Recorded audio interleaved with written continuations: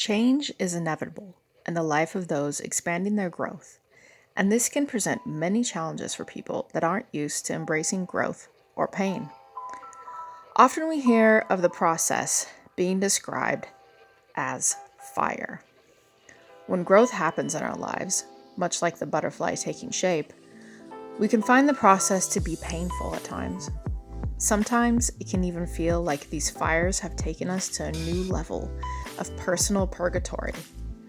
But there's a reason for these flames.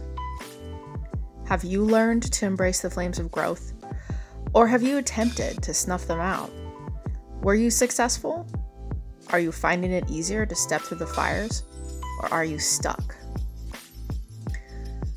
During intense times of inner growth, we might find ourselves pushing through breakthrough after breakthrough and hardly finding the time for respite. However, it is within this thinking that we have no time, where we find the flaw of time being a measure of the fullness of our life. We must make the time to create a respite from the flames of growth so we no longer fear their essence. It's essential during these growth periods that we have time to process all we've come to learn, so we can eventually grow the seed we've patiently and methodically cultivate internally. Don't be afraid of the flames of change. They always deliver the truth once they've burned through the lies.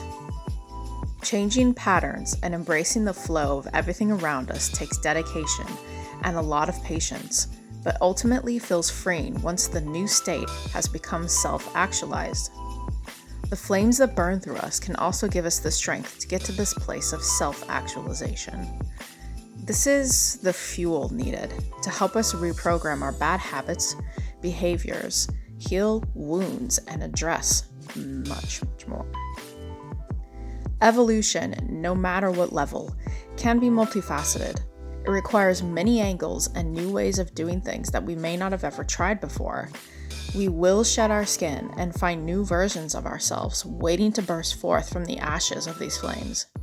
Pain is a teacher.